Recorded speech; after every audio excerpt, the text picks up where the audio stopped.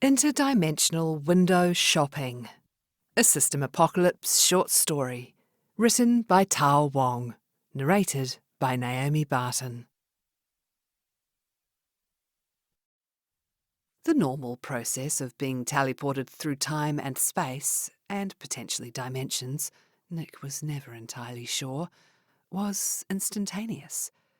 You placed your hand on the shop orb, which was often linked to a settlement orb, though not always, and then, bam, you were there. Not this time. Instead, Nick felt his body twisted and pressed, the very fabric of his reality torn apart and put together, microseconds stretching into an eternity each. In his mind's eye, or perhaps with his real eyes, he saw portions of his old life flashing by.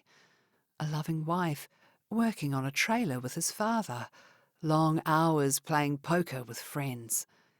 Then his present one mixing in.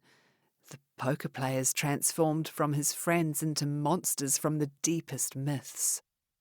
Adam grew long, pointed ears, his naturally ombre skin darkening even further to the colour of a cloudy, moonless night. Leo suited his name, growing fur and fangs, his nose and mouth elongating into a muzzle, his ponytail transforming into tawny mane. Down by his right, Sam turned into a pixie, shrinking so she was barely taller than the wooden table. Monsters crept along the edges of the table, hiding in the shadows of cheap IKEA lamps. Goblins, gwai, werewolves, harpies. More. So much more. In the distance of the half-solid room, the windows of this dream world silhouetted even larger, nastier creatures. One shadow in particular kept coming closer and closer. Just before the windows broke apart as a Jabberwocky crashed through, reality snapped back into place. Nick staggered, hand raised in fear to deflect the massive monster. Reflexive motion turned into swaying nausea, and he had to breathe fast and deep as he struggled to control his body. Thankfully, class resistances came into play moments later, snapping into place and stabilising his physical form. Interdimensional shopper, for all its various negatives, was meant for such trips. Not his first class, but resetting from junk of all trades was no big loss. If he had a choice when the apocalypse started and the system arrived, he would never have taken it. The fact that there was a choice, but he hadn't known to take it, Nick ignored with ease and practice. Some regrets weren't worth returning to. Anyway, the class reset was part and parcel of his new career. Intradimensional travel shock resisted. "Are you doing well, valued customer?" The voice was filled with concern, perfectly tuned and pitched to set one at ease. Female, older and matronly and Midwestern. It was like a warm hug of a voice. Auditory charm resisted. Too bad he was ready for that kind of trick too. "Who are you? Where am I?" Nick cried out, shrinking back from the woman. Tall, beautiful purple hair that reached her shoulders, and not one, but 2 pairs of tits. She was offering him the most sympathetic smile he'd ever seen, and was even clutching his arm, pulling so it pressed against her. "You're in the smallest Big Bang supermarket, the galaxy's premier shopping destination for the discerning shopper," the alien lady chirped. "I'm your personal shopper, Vi, and will be happy to guide you around, Nick." "How do you know my name?" Nick said, startled. "I scanned you, of course. We do that for all our esteemed customers," Vi said. "It's not every day we get a gambler in here, though. It's not the most popular or survivable class choice on a dungeon world." Nick grunted. That had been his other option when the apocalypse came, and he'd agreed with her. Getting automatic attribute points in luck was one thing, but luck wasn't going to stop an enraged, overgrown hamster from eating your face. Not that 𝗓𝗂𝒊𝒆𝒏𝒔𝒊𝒂𝒍 was much better, but at least he had options with the class skills, including the ability to swap them out for even worse variations of a skill's other classes used around him. It had given him at least some combat options in the beginning, along with a lousy heal. Good enough to keep him alive until he got his lucky break. Probably why he chose to use Gambler as his cover class too.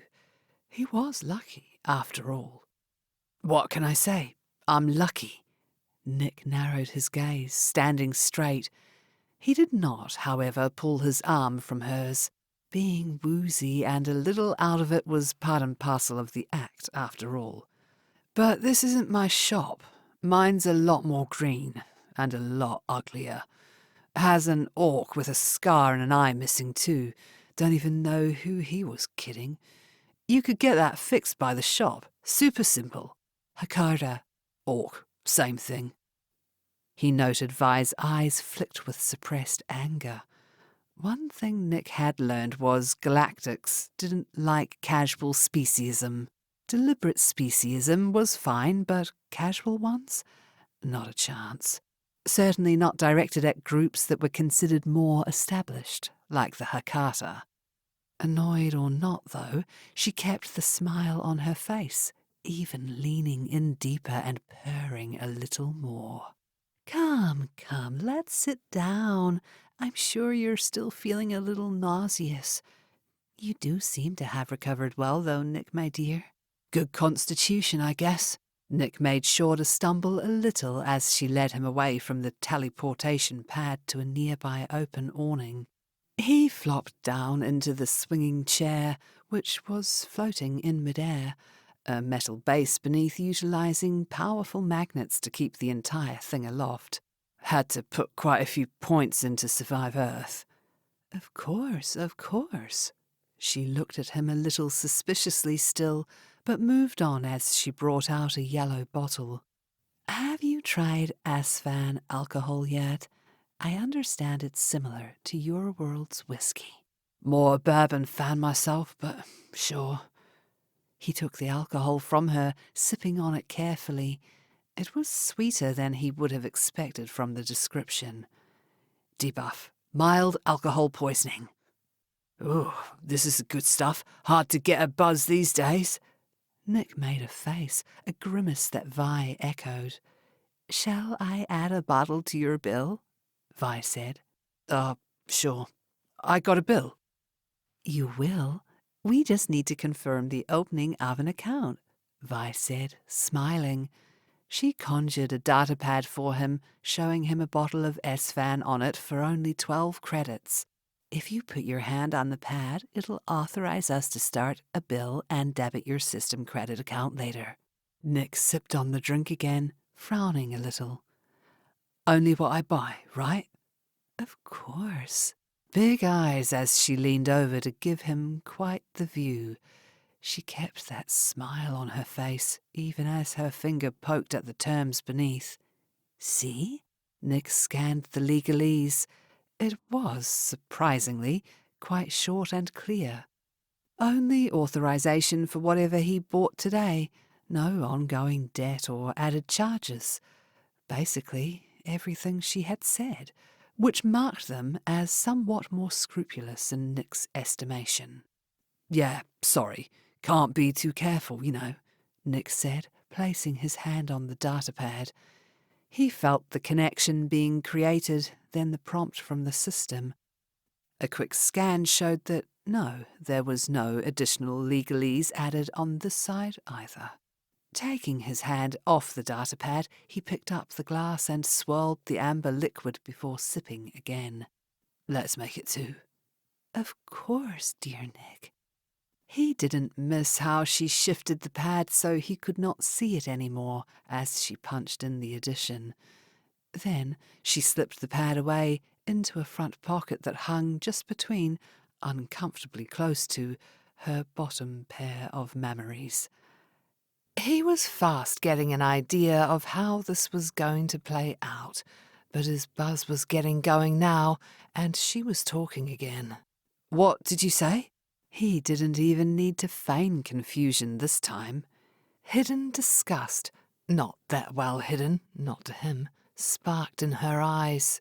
"I was asking what you were looking for that you couldn't purchase direct from the system." "Oh, that." Nick leaned forward, glancing around. "Yeah, shit, I meant, well." "A problem, dear Nick?" "No, just, well, I had something that was a bit unusual." "The broken card dealer strapped to your other arm?" Vi said with a slight smile. "We have our own artisans who can fix that for you. It looks like it's been modified a little." Nick coughed. "Look, it's not that I use it all the time, just sometimes. Mostly it's for the knives, you know. Just gotta stay safe. It's a dungeon world after all." He shifted his left hand, twisting it in a certain way for the throwing blade to pop into it. "Works the first time, mostly, but..." He dropped the knife to the side, flexing his muscles again. This time a whining crack echoed rather than an actual weapon appearing. "Well, that happens." "Ah, we can't have you defenseless now, can we?" "Also, you know, the card dealer itself, it doesn't switch out anymore, or let me slip a card in when I need it." "I'm sure our people could fix that." "Great." Nick grabbed at his glass and took a deep sip before he lowered the now empty vessel. "Just need to be able to slip the knives in, you know, subtly and easily and all that." Vi refilled his glass without prompting. "If you'd take it off, we'll get it fixed. At the smallest big bang, we do not judge the needs of our clients, of any kind." She squeezed his hand, which she still hadn't let go of, kneeling as she was next to him to emphasize her point. Well, Nick smiled a little tightly. "Maybe later. I got, you know." He was unsure how to decline her advances. This was a little more blatant than usual. Correction, a lot more blatant, as she brushed his arm up her body and then let it go with a pout. "Of course, Nick. Just tell me what I can get you." I guess the usual?" He flushed a little, ducking his hand as he breathed in hastily. What was wrong with him? Why did he feel so disappointed at her changing how she called him? He wasn't into her. Sure, she had a nice pair of tits, an amazing pair, but he wasn't a 19-year-old. "The usual." "Yeah, you know, I need replacement mana batteries. A knife, a good one. Lost that last one I had. Armoured jumpsuits for protection. Food, enough for 2 weeks. Real food, not the monster meat, you know. I don't know how people eat that stuff. It's creepy." Nick let himself ramble on as he pulled up his notification log. It had been suppressed at some point, and he hadn't even noticed it, even though he normally kept it rolling in his vision. He knew some people hated that, wanting only the most important notifications to appear. In his job, though, keeping it running was important. Anyway, yeah, just the basics. Easily done. She had pulled out the datapad again at some point, was keying in everything he said. "Did you have anything to sell?" Trying to keep his eyes focused on the glass, on the liquid within, he sipped. Hard, because he knew he was a little drunker than he should be. But more than that, he couldn't let her see he was reading his logs, so it all had to be controlled mentally. Tricky, tricky, tricky. Nah, I just got some basic stuff, nothing you'd be interested in. And I'll get a better deal on Earth. Ah, well, I wouldn't be so sure of that, dear Nick. He found himself smiling as she blinked up at him and lowered her voice. "I could get you better rates on a barter, you know. No credits, so we don't have to pay the system." "Really?" "I would not lie to you." "Well, okay then." I guess I could. He waved his left hand, the one holding the glass to the side. Monster loot fell in a rain, forming a small mound. Meat, claws, organs, venom sacs, hide and scales. Basic stuff, nothing over level 30. In his mind's eye, he saw it. There. Pheromone attack resisted. Debuff received. Alcohol poisoning mild. Pheromone attack resisted. Perhaps it was better to say the repetition. Damn, she was good. Looking at the timestamps, it was clear he wasn't resisting all of it. In fact, maybe only half, which meant the longer he was here, the more susceptible he was going to be. There was a limit, of course. It was a charm, not mind control. It'd get worse until it stopped, and then it was just what influence she had. But it wasn't good either way.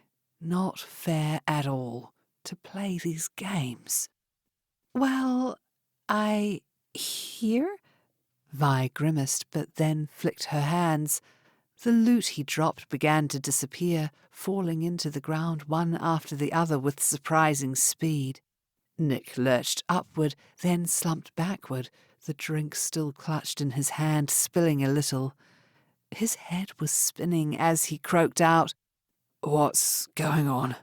I'm inventorying your loot, of course, dear Nick. You are selling it to us, right? Nick blinked.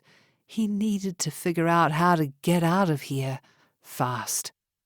Being actually drugged was not the plan. I guess, yeah. Again, he sipped the 𝗪𝒏𝒂𝒂𝒊𝒏𝒅𝒐𝒂𝒍, drawn to consume more.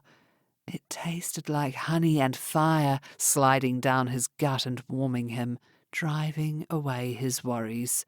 Gotta get it sold. Need more of a steak when I get back. Of course. Let me. Vi refilled his glass of 𝗪𝒏𝒂𝒂𝒊𝒏𝒅𝒐𝒂𝒂, then propped the bottle next to him as she slipped back a little. I'll just put the rest of your order in, yes? Sure. Nick paused, then added with a smile, I got to say, the customer service here is great.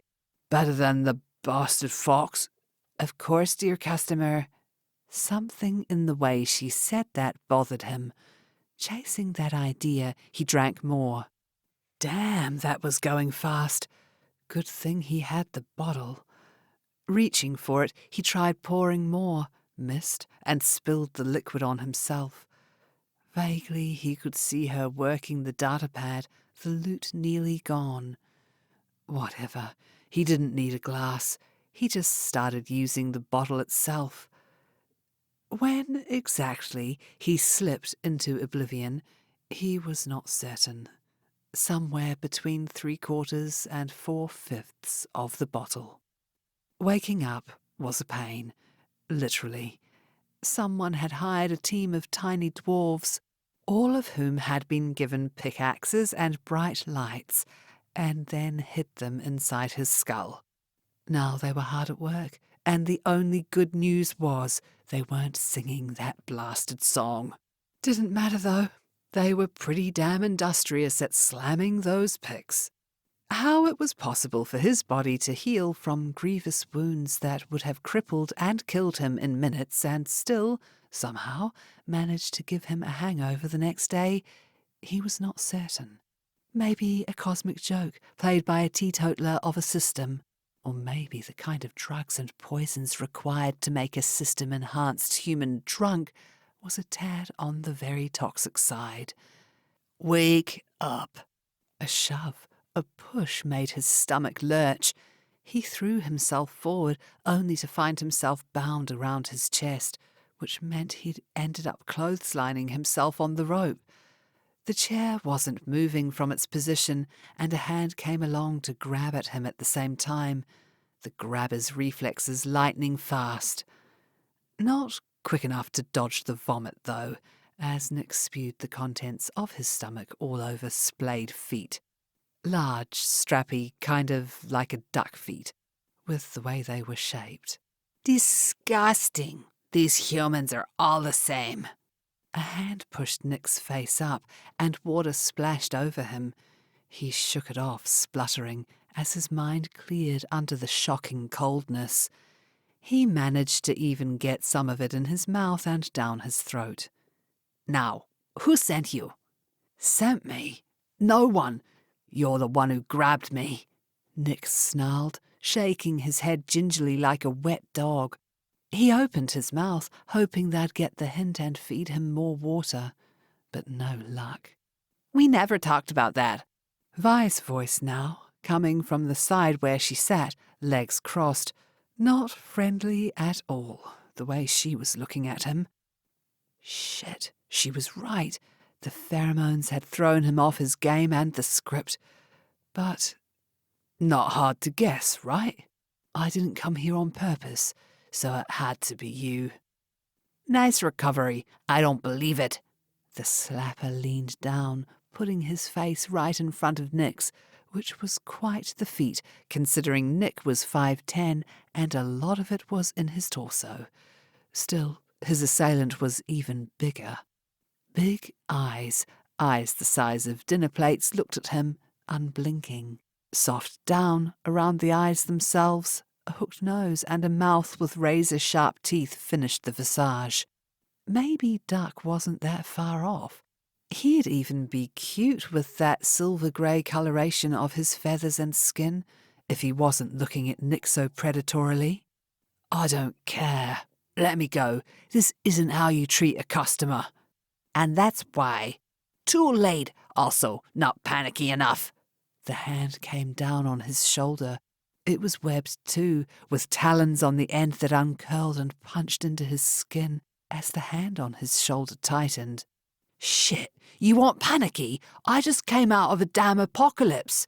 This ain't the first time I've been tied up. At least you ain't cannibals." A slight pause. "You're not cannibals, right?" "Why would you humans eat each other? You're on a dungeon world. There's monsters everywhere," Vi said, exasperated. "That's what I said too," Nick said, trying the bonds on his arms. Tight, though there was a slight give.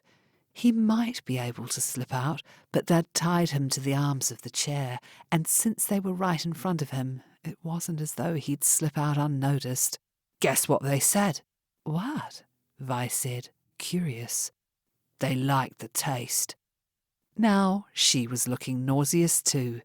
Nick didn't blame her. The cannibals were still high on his list of repeating nightmares, especially considering it was over a year since the start of the system when he had run into them.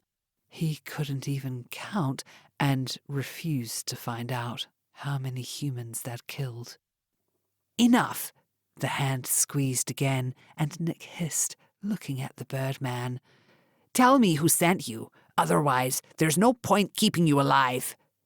"You can't. The system logs transports to and from shops. If you kill me, you're in trouble," Nick said hastily. "And how do you know that?" Birdman said softly. "You think I didn't look it up?" Nick said. "I'm not insane. I get transported into a seedy two-penny dimension. I'm going to check what it means before I do that the next time, you know?" The Birdman frowned and Nick exhaled, wincing in pain as the talons shifted. Stupid, stupid, stupid.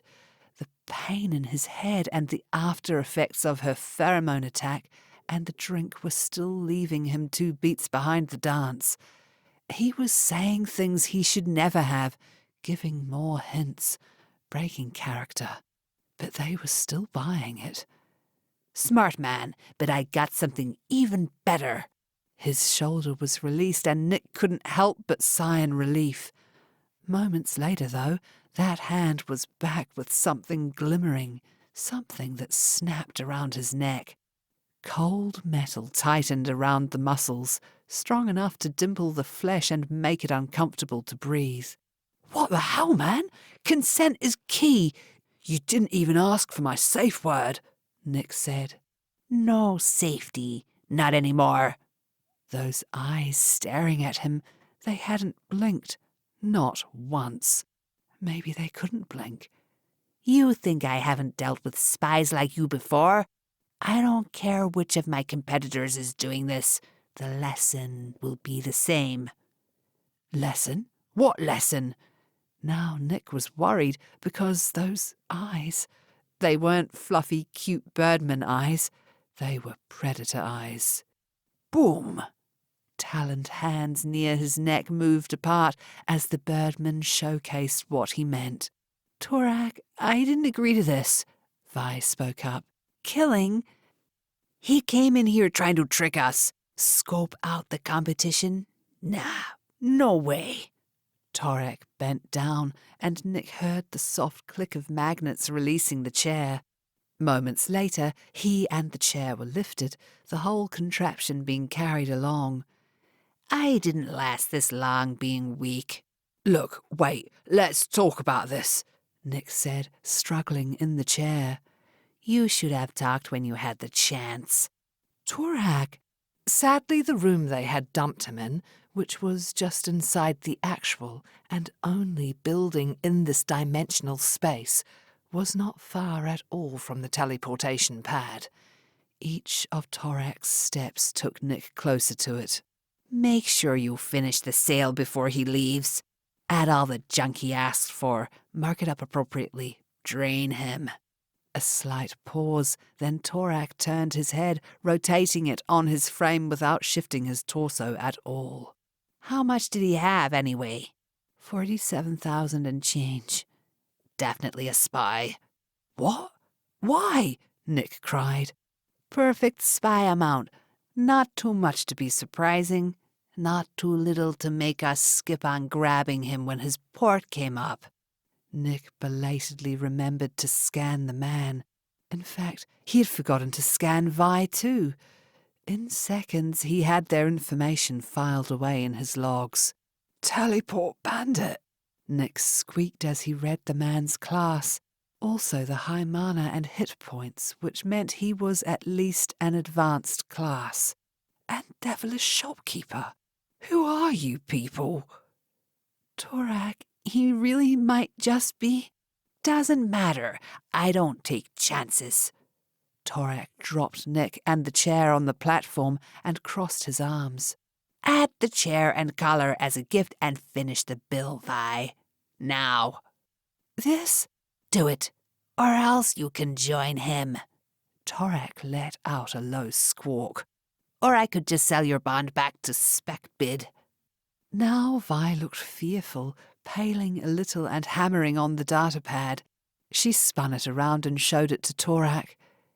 Done. It's done, all right? Damn you. Good girl. You might be useful for something. Torak pivoted his head back and grinned wide at the stunned Nick, never bothering to move his torso. What do you mean?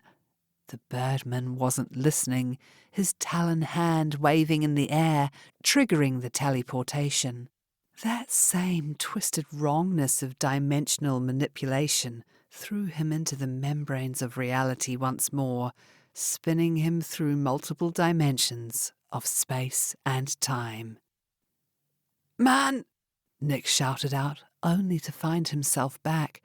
Reality stabilized, with his body feeling a little less abused this time.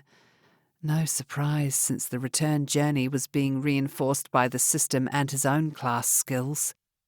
As existence reasserted itself, a low, insistent beeping had him jerking his hand to his throat, only to be caught, once again, by the rope holding him still. Easy there, Mr. Killen. We see it. Temporal field. A voice, soothing, calm, the kind you expected to come from a British butler, which made it all the funnier when it came from a pink-skinned, feeler-headed, Northern Irish-accented galactic called 𝑙𝗟𝗟12''SS, or Bob, as he allowed others to call him, also known as, Boss, this isn't the time for all calm and mannered. Get the bomb off me, now! Nick said, freeing his hand. Now that he wasn't actually trying to hide all his skills, escaping the bonds was easy. Weird how a lot of agility combined with a lifetime of bartending, card sharking, waitering and other manual jobs had given him quite the flexibility. Never mind his small perk of being slippery. Hands free, Nick darted them to his neck, only to find them struck aside. The movement was so fast he never even saw it, and it left his hands smarting down by his side. This is a Tier 1 slave collar, illegal on most planets. Quite expensive and normally quite stable. I'd say its stability is only at 47% of the original. Pink hands hovered next to his neck as Bob turned his head from side to side, examining the collar and information only he could see. Correction, 41.6%. Just get it off, will you? Nick pleaded, cold sweat on his brow. There! A click, and Bob grabbed the now open collar. It disappeared moments later into his inventory. All done. Hands dipped, and the rope around Nick's chest parted. The flicker of light of a knife conjured and then put away, going by too fast for him to properly lock upon it. I take it you failed? Depends on your definition, Nick groused as he stood up. He gripped the chair back firmly, shaking his head a little. I got records and evidence of a shop-dimensional transfer hijacking, the sale of overinflated goods, and the use of a chemical and pheromones to induce purchasing behaviour outside of allowable limits. Lips pursed, he added. Also, my attempted murder. Then they completed the sale, Bob said intently. They did, Nick confirmed. Then we have a confirmed jurisdiction. Bob grinned and stepped aside. Behind him, a creature that Nick could only describe as a jellyfish given humanoid form floated forward, suckers reaching for his head. Hi, Stu. Be gentle with me, will you? Nick leaned forward, keeping a hand on the chair. It's been a hard day. No answer. Stu never did. Not auditorily. Not when he had a choice. Sure, Stu had a voice box that translated his thoughts into words, but he hated using it. Said it didn't sound like him, not even after hours of tuning. Which didn't surprise Nick at all, since telepathic communication was so much more detailed and rich. No voice box, no matter how sophisticated, could mimic the myriad emotions and thoughts that a single moment of communication could provide. Nick felt Stu's tentacles on his head, digging into his memories. It wasn't painful, just a little uncomfortable as the last hour of his life was replayed. Everything that had happened, everything he'd felt, everything he'd sensed. All repeated, recorded in Stu's mind, and later downloaded to an external recording for the galactic courts. His entire trip was just for that. A way to entrap shop bandits who waylaid humans during the transfer to their system-designated shop. Most cases, the transfer was just a little bump, a shift of who was going to receive a customer when they either requested a new shop or were being assigned one on their first usage. That had been the majority of cases during the initial year as humanity was integrated. Those kinds of infractions were fine. Fines those shops were sometimes happy enough to pay, what with the potential for ongoing profits from their stolen customers. Nowadays, even if those cases still made up the largest number, the actual bandits, the outlaws and gangsters and con-men who made their livelihoods cheating dimensional shop transfers were coming into play. After all, humanity was finally making enough credits to become worthwhile targets. That, of course, was where people like Bob, Nick, and Stu came into play. I do wish you'd take the neural link. It would be a lot simpler, Bob said when Stu drifted off, leaving Nick to wash his mouth of the dryness and taste of blueberries that telepathy always left him with. The dry mouth was entirely psychosomatic, of course, but it wasn't something he managed to shake. Yet. Give the targets even more reason to be wary of me. No chance, Nick said. One of these days, one of them is just going to kill me and call it a risk worth taking. Bob smiled at Nick's protest before he turned to stew. The jellyfish bobbled its version of a nod as tendrils wrapped around a cone-shaped structure that was the guild's memory storage device. Well, once again, good job. The Guild of Dimensional Shopkeepers is grateful for your service. You'll receive your usual 7-day furlough before you are sent on your next mission. Bob intoned in his usual officious tone. Our enforcers will track down the rogue shop and their personnel and enact appropriate punishments. What exactly those punishments were, Nick had yet to find out, nor did he intend to. Galactics had weird ideas about appropriate punishment. A flicker in the corner of his vision showed Nick his quest had updated. Quest completed. Visit the smallest Big Bang supermarket, verify its legality and collect evidence of wrongdoing for the Guild of Dimensional Shopkeepers. Reward: plus 3,238 XP. Bonus XP granted due to increased difficulty of quest. Continued employment with the Guild of Dimensional Shopkeepers.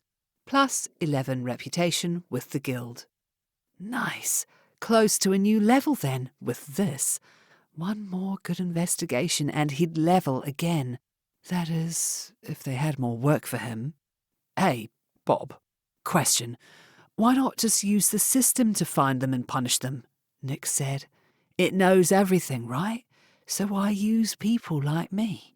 Not to say I don't want the job. This is, overall, safer than getting shot or clawed at on Earth. Cost, of course. Bob looked surprised at the question, then swiftly irritated. You and the rest of your human cohort are much cheaper to utilize than constant information requests from the system. In addition, we never know what particular form of law breaking is occurring. Then there are the more sophisticated scams which need to be validated and punished. They are, in and of themselves, unworthy of the price of a single question.